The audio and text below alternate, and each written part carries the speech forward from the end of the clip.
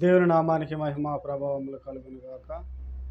గడిచిన దినములంతా కూడా దేవుడు తన కృపలో మనందరినీ కూడా కాపాడి, ఈ యొక్క లెంటు రోజు భస్మ బుధవారం రోజు ఆరాధనలో మనం పాల్గొనుటకు దేవుడు మనకు సహాయం చేసి ఉంటున్నాడు.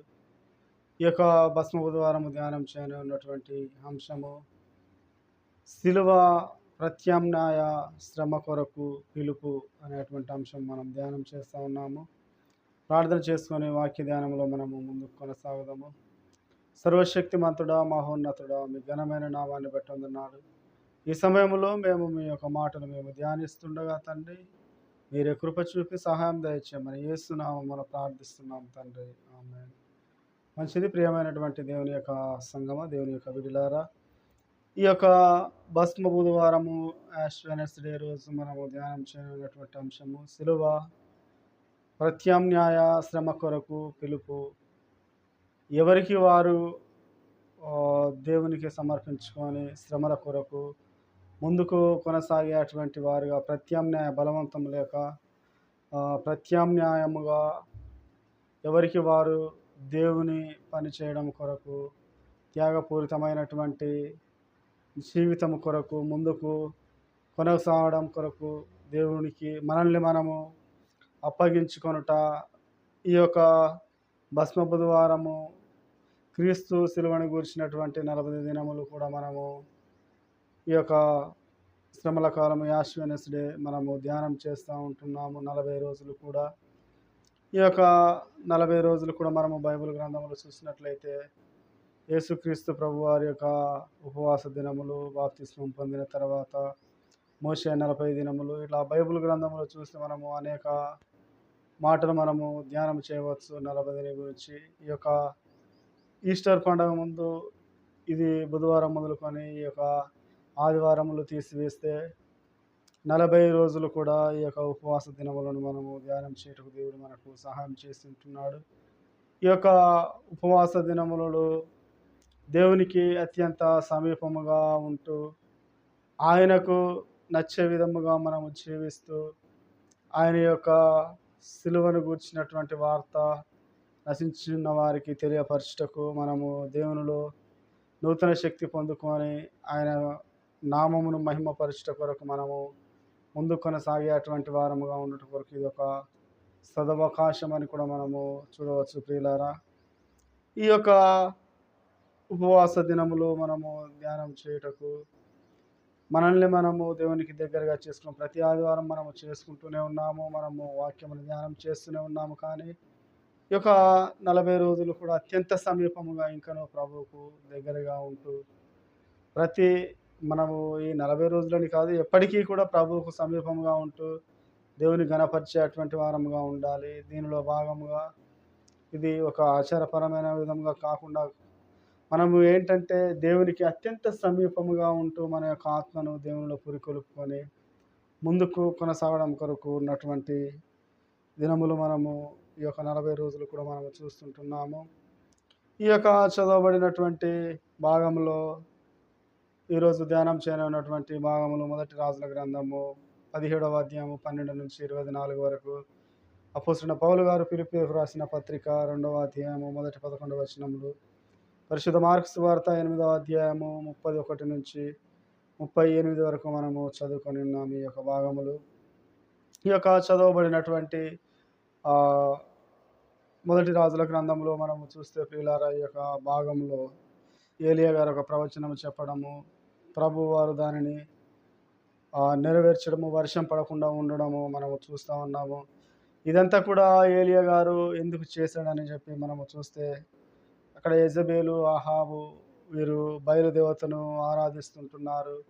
బయలుదేవతే మాకు, బయలుదేవుడే మాకు సమస్తమును ఇస్తుంటున్నాడు, ఆయన ద్వారానే ఆహారము మాకు వస్తూ ఉన్నది, పంట పండుతూ ఉన్నది, వర్షం వస్తూ ఉన్నది అని చెప్పి వారి యొక్క ఆలోచనను బట్టి ఈ యొక్క ఏలియా గారు ఈ ప్రవచనము చెప్పడం ద్వారా అక్కడ కరువు రావడం, కరువు సంభవించడము మనము చూస్తూ ఉంటున్నాము. ఆ యొక్క కరువు సంభవించినప్పుడు అక్కడ ఏలియా గారు పోషింపబడడానికి కాకుల చేత, కిరాతు వాగు దగ్గర కాకుల చేత పోషింపబడము. మరలా చూస్తే నీవు సారపాత అనే ఒక ఊరికి వెళ్ళినప్పుడు ఒక విధవరాలు నిన్ను పోషించుటకు నేను చెప్పి ఉంటున్నానని దేవుడు చెప్పడము. అక్కడ నుంచి ఏలియా ఆ యొక్క స్త్రీ దగ్గరికి వెళ్ళినప్పుడు ఆ యొక్క స్త్రీతో నాకు కొంచెం నీళ్లు తీసుకురమ్ము, తర్వాత అప్పం తీసుకురమ్ము అని చెప్పిన సందర్భంలో ఆమె, నీ దేవుడైన యెహోవా జీవము తోడు, నా యొద్ద ఒక రొట్టె అయినను అప్పమైనను లేదు, తొట్టిలో పట్టెడు పిండియు బుడ్డిలో కొంచెం నూనె తప్ప నా యొద్ద ఏమీ కూడా లేదు అని ఆమె చెప్పడము అక్కడ ఏలియాతో మనం చూస్తూ ఉంటున్నాము.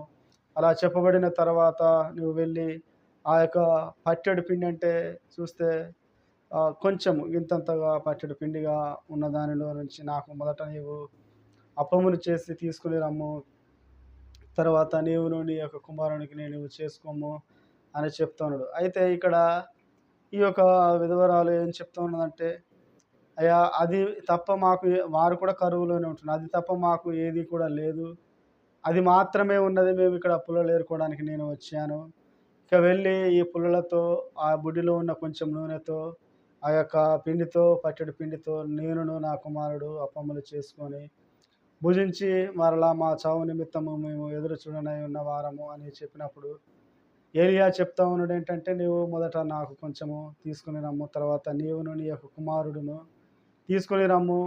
అలా నువ్వు తీసుకొచ్చిన యెడల అక్కడ ఆ యొక్క తొట్టిలో పిండియు ఆ బుడ్డిలో నూనెయు కరువు తీరు వరకు కూడా అయిపోదని ఏలియా గారు చెప్పడం మనం చూస్తూ ఉన్నాం. ఇక్కడ గమనించినట్లయితే ప్రియులారా, ఈ యొక్క భాగంలో ఆ యొక్క విధవరాలు వారికి ఉండినటువంటి ఆధారము అది మాత్రమే. అది ఆమె ఏం చేస్తూ ఉన్నదంటే ఆ యొక్క ప్రవక్తకు ఏలియా గారికి ఆమె చేసుకొచ్చి ఇవ్వడం మనం చూస్తూ ఉన్నాం. ఉన్నది మాత్రమే కొంచెము, వారు అది మాత్రమే తిని మరణమునకు ఎదురు చూసేటువంటి వారుగా ఉంటున్నారు. కానీ వారు ప్రత్యామ్నాయంగా అంటే అది తినకుండా ఇంకను వారు ఆ యొక్క శ్రమ అనుభవించి వారి యొక్క జీవితమును ముగించడం కొరకు ఆమె త్యాగపూరితముగా ఆ యొక్క దేవుని సేవకుడైన ఏలియాకు ఆమె పెట్టడం కొరకు విశ్వాసం ఉంచినటువంటిదిగా మనం చూస్తూ ఉన్నాం. ఆమె దేవుని యొక్క సేవకునికి ఇవ్వడానికి ఆమె ఎదురు చూస్తూ ఉన్నది.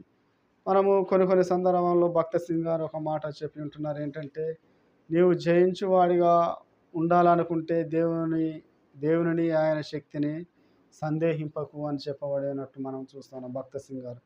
అంటే నీవు జయించువాడిగా ఉండాలి అంటే నీవు గెలవాలి అని చెప్పి అనుకుంటే దేవునిని ఆయన శక్తిని ఎంత మాత్రం కూడా సందేహింపకూడదు అని ఇక్కడ భక్త సింగ్ గారు చెప్పబడినటువంటి మాట ఆయన యొక్క రాయడం మనం చూస్తూ ఉంటున్నాం.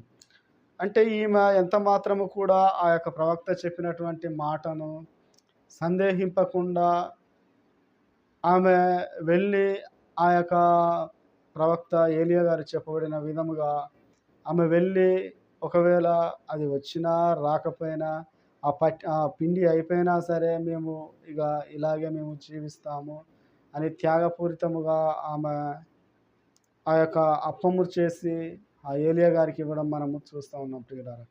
ఆ యొక్క అప్పమును చేసి ఇచ్చినప్పుడు తాను భుజించి వారు కూడా భుజించినప్పుడు అలాగా కరువు వెళ్ళేంత వరకు కూడా వారు బ్రతికినటువంటి వారుగా ఉంటున్నారు. దేవుని యొక్క శక్తిని వారు ఎంత మాత్రం కూడా సందేహింపలేదు. దేవుడు ఆయన యొక్క సేవకునికి మేము పెట్టిన సమయంలో సేవకుని మాట ప్రకారము మేము జీవించే వారముగా ఉంటామని వారు ఒక ఆశ తృష్ణ కలిగి ఉన్నారు అని చెప్పి కూడా మనం అక్కడ చూడవచ్చు ప్రియులారా. అయితే ప్రత్యామ్నాయంగా శ్రమ కొరకు ఆమె పిలుపు ఉన్నట్టుగా మనం అక్కడ చూస్తూ ఉన్నాం. ఏ విధముగా అంటే అది తప్ప ఆమె భుజించడానికి ఏది లేదు. అయినా కూడా అది ఆ యొక్క ఏలియా గారికి పెట్టడానికి ఆమె ఇష్టపడినటువంటిదిగా ఉంటున్నది. ఆమెను ఎవరు కూడా బలవంతం చేయలేదు, ఏది లేదు. ప్రత్యామ్నాయంగా ఆమె ఇది లేకుండా ఇక నేను శ్రమను ఎదురు చూస్తూ నా యొక్క మరణమును నా యొక్క జీవితమును ముగించడం కొరకు అని ఆమె ఇష్టపడి ఆ యొక్క సేవకునికి ఆ యొక్క పనులు చేసి ఇచ్చినదిగా ఉన్నది. ఆ ఇచ్చిన తర్వాత దేవుడు ఆమెను పోషించడం మనము చూస్తూ ఉన్నాం. అదేవిధంగా కిందికి చూస్తే కూడా ఆ యొక్క భాగంలో ఆమె యొక్క కుమారుడు చావనై ఉండగా ఏలియాతో చెప్పగా ఏలియా మరలా దేవుని యొద్ద ప్రార్థించి ఆ యొక్క కుమారుడు బ్రతికే విధముగా ఆయన దేవుని వేడుకున్న తర్వాత ఆ యొక్క కుమారుడు బ్రతకడము మనము చూస్తూ ఉన్నాం. ఈమె కొరకు ఆయన దేవుని యొద్ద వేడుకున్న తర్వాత ఆ యొక్క కుమారుడు బ్రతకడం గురించి మనం చూస్తూ ఉన్నాం ప్రియులారా. అంటే మనకు ఈ యొక్క ఉపవాస దినములలో మనము చూస్తూ ఉన్నాము. మరి తినకుండా కొంతమంది ఉపవాసం ఉంటారు. ఒక పూట తిని 2 పూటలు తినకుండా ఉపవాసము, లేదంటే ఒకసారి తినకుండా 2 సార్లు తినేవారుగా ఉంటారు ఒకరు. అంటే ఒక్కొక్కరు కొంతమంది కొన్ని విధాలుగా ఫాస్టింగ్ చేస్తూ ఉంటున్నారు. అయితే నీ యొక్క ఆహారము ఆకలి గల వానికి పెట్టుకోమని మనము ఆదివారం ధ్యానం చేసి ఉంటున్నాము. విమోచన సమయం గురించి మనం చూసాము. ఉపవాసం ఉండే విధంలో ఏ విధముగా ఉండాలని చెప్పి మనము ఆదివారం ధ్యానం చేసాము యెషయా గ్రంథం 58లో. ఆ విధముగా ఉపవాసం ఉన్న సమయంలో నీ యొక్క ఆహారము నీవు మిగిలింది కదా అని చెప్పి దాచిపెట్టుకోనకుండా నువ్వేం చేయాలంటే, ఇతరులు ఆశించినప్పుడు నీవు వారికి పెట్టడానికి నీవు ఇష్టపడేటువంటి వారుగా ఉండాలి. ఇక ఉపవాస దినములలో నీవు ఆ యొక్క సారపాతు ఏ విధముగా ఆమెకు లేకపోయినా కూడా దేవుని యొక్క సేవకులకు పెట్టి ఆమె దీవించబడి ఉంటున్నదో ఆ విధముగా ఉండడం కొరకు ఈ యొక్క ఉపవాస దినములలో మనల్ని మనము పురికొల్పుకునేటువంటి వారముగా, ప్రత్యామ్నాయముగా ఎవరో ఉపవాసం ఉండమని చెప్తే నీవు ఉండడం కాదు, కానీ ఈ యొక్క సంఘం కొరకు, నీ యొక్క కుటుంబం కొరకు, నీ కొరకు, ఆయన యొక్క పరిచర్య విస్తరించడం కొరకు నీవు ఉండాలని చెప్పి నీకు నీవుగా ప్రత్యామ్నాయంగా నీకు నువ్వుగా ఆయనను వెంబడించాలి అని నీలో ఒక తృష్ణ కలిగినప్పుడు చేయాలి, కానీ ఎవరు చెప్తే మాత్రము చేయడానికి నీవు ఇష్టపడకూడదు. అదేవిధముగా మనము చదవబడినటువంటి పత్రికా పాఠము అపోస్తలుడైన పౌలు గారు ఫిలిప్పీలకు రాసిన పత్రికా భాగం మనం ఒకసారి చూద్దాం ప్రియులారా. అపోస్తలుడైన పౌలు గారు ఫిలిప్పీలకు రాసిన పత్రిక 2వ అధ్యాయము మొదటి 11 వచనాలు కూడా మనము చదువుకొని ఉంటున్నాము. ఈ యొక్క భాగంలో పౌలు గారు ఇక్కడ ఉన్నటువంటి ఫిలిప్పీలకు ఈ యొక్క పత్రిక వ్రాస్తూ ఏం చెప్తున్నాడంటే, 2వ వచనం చూద్దాం. మీరు ఏకమనస్కులు గల వారగినట్లు ప్రేమ కలిగి ఒక భావము గలవారుగా ఉండి ఒకదాని అందే మనస్సుంచుచు నా సంతోషమును పరిపూర్ణము చేయడి. కక్ష చేతనైనను వృత్తి చేతన అయినను ఏమీయూ చేయక వినయమైన మనస్సు గలవారే ఒకరినొకడు తనకంటే యోగ్యునిగా ఎంచుకొనవలెను. ఇక్కడ పౌలు గారు చెప్తున్నాడు ఏంటంటే, మీకంటే మీ యొక్క ఎదుటి వారిని మీరు గొప్పగా ఎంచండి, వారిని గౌరవించండి అని అక్కడ పౌలు గారు వారితో చెప్తున్నాడు. మనము చూస్తే ఈ రోజుల్లో కూడా ఎవరైనా చూస్తే వారిని మనకంటే కింది స్థాయిగా, లేదంటే మనకంటే తక్కువగా, హీనముగా, వారిలో ఏమి కూడా టాలెంట్ లేదని చెప్పి మనము ఒక చిన్న చూపు చూసేటువంటి వారముగా ఉంటాం. కానీ పౌలు గారు ఏం చెప్తున్నాడంటే, కక్ష చేతనైనను వృధాత్యాశయము చేతనైనను ఏమీ చేయక వినయమైన మనస్సు గలవారై ఒకని ఎడల ఒకడు తనకంటే యోగ్యుడని ఎంచుకుంటే, మీలో ప్రతివాడును తన సొంత కార్యములను మాత్రమే గాక ఇతరుల కార్యములను కూడా చూడవలెనని క్రీస్తు యేసునకు కలిగిన ఈ మనస్సు మీరును కలిగి ఉండుడి అని పౌలు గారు వీరికి చెప్పాడు. ఈ యొక్క ఉపవాస దినములలో నేను కూడా ఏ విధంగా ఉండాలంటే, క్రీస్తు యేసునకు కలిగినటువంటి మనస్సు నేను మనమందరము కూడా కలిగి జీవించాలి. ఏ విధముగా అంటే, మన సొంత కార్యములను చూసుకోక ఇతరులను యోగ్యులుగా చూడాలి. ప్రతివాడును ఇతరుల కార్యములలో కూడా చూడవలను, పాలిభాగస్తులుగా ఉండడం కొరకు, సహాయం చేయడం కొరకు నీవు ఉండాలి. ఆ క్రీస్తునకు కలిగిన మనసు కలిగి ఉండాలి. ఆయన దేవుని స్వరూపము కలిగి ఉండి దేవునితో సమానముగా ఉండుట విడిచిపెట్టకూడదని భాగ్యమని ఎంచుకొనలేదు, కానీ మనుషుని పోలికగా పుట్టి దాసుని స్వరూపమును ధరించి తన్ను తానే రిక్తునిగా చేసుకొనెను. ప్రత్యామ్నాయములు తనకు తానే శ్రమల కొరకు ఆయనే అప్పగించుకున్నటువంటి వాడుగా, ఆయనే పిలుచుకున్నటువంటి వాడుగా ఉన్నాడని చెప్పి క్రీస్తు గురించి మనం ఇక్కడ చూడవచ్చు. అటువంటి స్వభావము కలిగి, అటువంటి మనసు కలిగి మీరు జీవించండి, మీరు అలా ఉండండి. ఆయన ఏంటంటే దేవుని స్వరూపముగా ఉండుట విడిచిపెట్టకూడదని భాగ్యమని ఎంచుకొనలేదు, కానీ ఎంచుకొని ఉంటే మనకి ఈ రోజున రక్షణ ఎంచుకొనలేదు, కానీ మనుష్యుల పోలికగా పుట్టి దాసుని స్వరూపమును ధరించుకొని తన్ను తానే రిక్తునిగా చేసుకున్నాను. మరియు ఆయన ఆకారమందు మనుష్యుడిగా కనబడి మరణము మరణము పొందినంతగా అనగా శిలువ మరణము పొందినంతగా విధేయత చూపిన వాడై తన్ను తాను తగ్గించుకొనెను.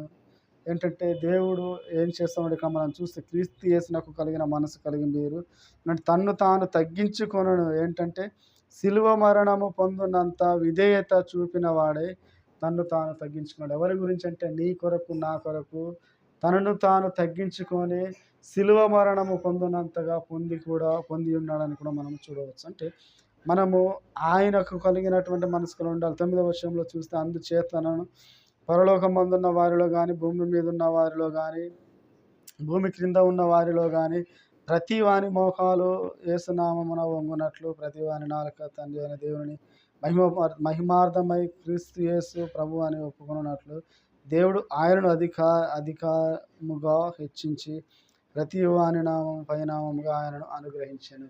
ఎందుకు చేశాడంటే దేవుడు యేసుక్రీస్తుని ఆ విధముగా ఎందుకు హెచ్చించాడంటే మొదట తనను తాను తగ్గించుకొని ఉన్నాడు కదా.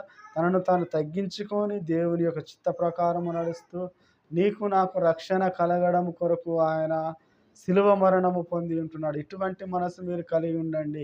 ఆయన అటువంటి మనసు కలిగి ఉన్నాడు కాబట్టి ప్రతి ఒక్కరు కూడా ఆయనను స్తుతించే విధముగా, ఆయనను గణపరిచే విధముగా దేవుడు యేసుక్రీస్తు ప్రభువారిని చేసి ఉంటున్నాడు. ప్రతి ఒక్క నాలుక ఆయనను స్తుతించే విధముగా, ప్రతి ఒక్క మోకాలు వంగే విధముగా ఈ భూమి మీద ఉన్న అన్ని నామముల కంటే కూడా పైనామముగా ఆయనను దేవుడు చేసి ఉంటున్నాడు అని పౌలు గారు ఫిలిప్పీలకు ఈ యొక్క పత్రికలో వారికి వ్రాస్తూ చెప్తాను. ప్రియులారా, మనం కూడా ఈ యొక్క లోకములో క్రీస్తు యేసునకు కలిగిన ఈ మనసు, ఇతరులను ప్రేమించే స్వభావము, ఇతరులను సహాయం చేసే స్వభావం మనలో ఉన్నప్పుడు మనము కూడా దేవుని చేత హెచ్చించబడతాం. మనము ప్రతి వానికంటే కూడా మనము తక్కువ వారిగా, వాళ్ళని ఎక్కువ వారిగా హెచ్చిస్తూ, వాళ్ళని గౌరవిస్తూ మనం ఉండాలి. కానీ వారి పట్ల ఈ దినములలో మనము వ్యంగ్యముగా మాట్లాడుతూ, సమాధానము చూపక, ప్రేమ చూపక, వారిని వెలివేసినటువంటి వారిగా చూస్తూ, వారిని అన్యాయముగా దూషించేటువంటి వారముగా ఉంటున్నాం. కాబట్టి ప్రియులారా, ఈ యొక్క లెంట్ కాలంలో, ఈ యొక్క ఉపవాస దినములలో మనము అటువంటివన్నీ కూడా మానుకొని ఇతరులను మనకంటే గొప్పవారుగా ఎంచుతూ మనమందరము కూడా దేవుని యొక్క పోలికలో ఉంటున్నాం. మనము దేవుని తెలుసుకొని ఉంటున్నాము. దేవుణ్ణి తెలుసుకొని వారికి దేవుని పరిచయం చేస్తూ క్రీస్తు యేసు ఎటువంటి ప్రేమ చూపించుంటున్నాడో అటువంటి ప్రేమ చూపిస్తూ ఇతరులను ప్రేమించగల వారమై ఉండాలి. యేసుక్రీస్తు నీ కొరకు నా కొరకు కాదు, ప్రపంచంలో ఉన్న మనం అందరికి కొరకు కూడా ఆయన వచ్చి ఆయన మన కొరకు ప్రాణం పెట్టి ఉంటున్నాడు. అటువంటి ప్రేమను మనం ఇతరులకు కనుపరిచే విధముగా ఉండాలి. నిన్నెవడైనా కుడి చెంప మీద కొట్టిన నీవు ఎడమ చెంప కూడా చూపుము అని దేవుడు చెప్తూ ఉంటున్నాడు. కాబట్టి ప్రియులారా, అటువంటి స్వభావం కలిగి మనము ఈ యొక్క ఉపవాస దినములలో మనము తగ్గించుకొని దేవునిని మనము గొప్ప చేస్తూ దేవుని యొక్క పాదముల యొద్ద మనము కనిపెడుతూ ఆయనను గణపరిచే వారముగా, ప్రత్యామ్నాయంగా మనము ఇతరుల నిమిత్తము మనము శ్రమ పొందేవారము, ఇతరుల నిమిత్తము మనము దేవుని యొద్ద వేడుకునే వారముగా, ఇతరుల నిమిత్తము మనము దేవునికి మొరపెడుతూ వారిని రక్షణ భాగ్యంలోనికి నడిపించేటువంటి వారముగా మనం ఉండాలని చెప్పి పౌలు గారు ఇక్కడ జ్ఞాపకం చేస్తూ ఉంటున్నాడు. అనేక విషయాలు కూడా వారికి తెలియపరుస్తున్నాడు. ఇంకా మనము చదవబడినటువంటి పరిశుద్ధ మార్కు సువార్త 8వ అధ్యాయంలో కూడా చూస్తే ఇక్కడ ప్రభువారు వారికి బోధిస్తూ తెలియపరిచినటువంటి విషయంలో ఆయన శిష్యులు జనసమూహము తన యొద్దకు పిలిచి, నన్ను వెంబడింపగోరువాడు తన్ను తాను ఉపేక్షించుకొని తన సిలువనెత్తుకొని నన్ను వెంబడింపవలను, తన ప్రాణమును రక్షించుకొనగోరువాడు దానిని పోగొట్టుకును. నా నిమిత్తము సువార్త నిమిత్తము తన ప్రాణమును పోగొట్టుకున్నవాడు దానిని రక్షించుకొనును. ఒకడు సర్వలోకమును సంపాదించుకొని తన ప్రాణమును పోగొట్టుకునుటన్న వానికి ఏమి ప్రయోజనము? మనుషుడు తన ప్రాణమునకు ప్రతిగా ఏమి ఇవ్వగలడు? వ్యభిచారమును పాపము అంటే మనుషుడు తన ప్రాణానికి బదులుగా ఏమి కూడా ఇవ్వలేడు. కాబట్టి మీరేం చేయాలంటే ఈ యొక్క ప్రాణము ఈ లోక సంబంధమైనటువంటి ప్రాణం కాకుండా ఈ యొక్క లోక యాత్రను ముగించిన తర్వాత కూడా మన యొక్క ఆత్మ దేవుని యొద్ద ఎప్పటికీ ఉండే విధముగా మనం ఏం చేయాలంటే ఈ యొక్క లోకంలో మనం ఉండినప్పుడు ఆయనను వెంబడించగోరేటప్పుడు మనల్ని మనం ఉపేక్షించుకొని ప్రత్యామ్నాయంగా ఎవరు బలవంతము కాదు, ఏది కాదు, ఏంటంటే ప్రత్యామ్నాయంగా ఆయనను వెంబడించగోరినప్పుడు తనను తాను ఉపేక్షించుకొని తన సిలువనెత్తుకొని నన్ను వెంబడింపగోరవలెను. తన ప్రాణమును రక్షించుకొనగోరువాడు దానిని పోగొట్టుకొనునని ప్రభువారు చెప్తున్నాడు. కాబట్టి ఈ ప్రాణమును రక్షించుకొనుటకు కాదు గానీ, అనేక ఆత్మలను ఆయన యొద్దకు నడుపుతూ, మనము ఆయన యొక్క మాటలు సువార్త నిమిత్తము, ఆయన నిమిత్తము తన ప్రాణమును పోగొట్టుకున్నాడు దానిని రక్షించుకొనును అని ప్రభువారు చెప్తా ఉన్నాడు. ఏమని 35వ వచనం, తన ప్రాణము రక్షించుకొనగోరువాడు దానిని పోగొట్టుకుని, నా నిమిత్తము సువార్త నిమిత్తము తన ప్రాణమును పోగొట్టుకునివాడు దాన్ని రక్షించుకొనును అని ప్రభువారు చెప్తున్నాడు. క్రీస్తు కొరకు మత సాక్షిగా నిలువబడినప్పుడు, ప్రత్యామ్నాయంగా శ్రమ కొరకు నీవు పిలువబడినప్పుడు, నీ యొక్క ప్రాణమును నువ్వు రక్షించుకొని ఆయన యొక్క రాజ్యంలో నిత్యము నువ్వు ఏలువాడవుగా ఉంటున్నావని చెప్పి ప్రభువారు ఇక్కడ జ్ఞాపకం చేస్తుంటున్నాడు. ఇంకా మనం చూస్తే ప్రియులారా, ఆ యొక్క కిందికి కూడా సర్వలోకమును సంపాదించుకొని తన ప్రాణమును పోగొట్టుకున్నట వానికి ఏమి ప్రయోజనం కదా. నువ్వంతా సంపాదించుకొని ప్రాణమును పోగొట్టుకున్నట్టే ఈ లోకయాత్రను ముగించినప్పుడు ఆయన రాజ్యంలో నీవు ఉండకుండా ఆ అంధకారంలో ఉండటం అది ఎంత మాత్రం కూడా ప్రయోజనం కానే కాదు. మనుషుడు తన ప్రాణమునకు ప్రతిగా ఏమైనా ఇవ్వగలడు? ఏమి ఇవ్వలేడు. కాబట్టి ఆ వ్యభిచారమును పాపమును చేయి ఈ తరము వారిలో నన్ను గూర్చి నా మాటలను గూర్చి సిగ్గుపడు వాడేవాడు వారిని గూర్చి మనుష్య కుమారుడు తన తండ్రి మహిమ గలవాడే పరిశుద్ధ దూతలతోనూ వచ్చినప్పుడు సిగ్గుపడునని చెప్పాను. నీవు ఈ యొక్క లోకంలో నీవు ఆయనను గురించినటువంటి మాటలు ఇతరులకు చెప్పే విషయంలో నీవు సిగ్గుపడిన ఎడల, నీవు చెప్పకుండా ఎడల, దేవుడు తన మహిమగల సైన్యంతో మహిమగల దూతలతో తాను వచ్చినప్పుడు, మహిమగల వాడే పరిశుద్ధ దూతలతో వచ్చినప్పుడు నీవు చూసినప్పుడు దేవుడు కూడా నిన్ను గూర్చి సిగ్గుపడేవాడుగా చెప్పని వాడుగా ఉంటున్నాడని చెప్పి ఒక పరిశుద్ధ మార్కు సువార్తలో రాయబడినటువంటి మాటలు మనం చూస్తాం.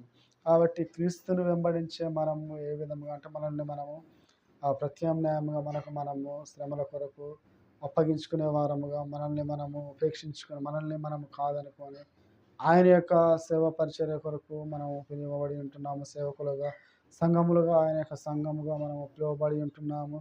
ఆయనకు మహిమకరముగా మనం జీవించే విధముగా, ఇతరులను గౌరవప్రదముగా చూస్తూ, వారిని ప్రేమిస్తూ మనం ఉండేవారముగా ఈ యొక్క శ్రమల కాలంలో ఈ యొక్క క్రీస్తుని గురించినటువంటి, సిలువను గురించినటువంటి మాటలు ఈ యొక్క 40 దినములు కూడా మనం ఎక్కువగా ధ్యానించే సమయంలో మనము ఇతరులకు ఆయన యొక్క ప్రేమను కనపరిచే విధముగా ఉండాలి. క్రీస్తు నీ కొరకు నా కొరకు ప్రాణం పెట్టి ఉంటున్నాడు అని ఇక ఉపవాస దినములలో మనము ఆయనకు అత్యంత సమీపముగా ఉంటూ ఇతరులకు ఆయనను కనపరుస్తూ, ఆయనను మాత్రమే మహిమపరుస్తూ మనమందరం కూడా అటు విధముగా జీవించుదుము గాక. అటువంటి కృప పరిశుద్ధాత్మ దేవుడు మనందరికీ దయచేయును గాక. ఆమేన్.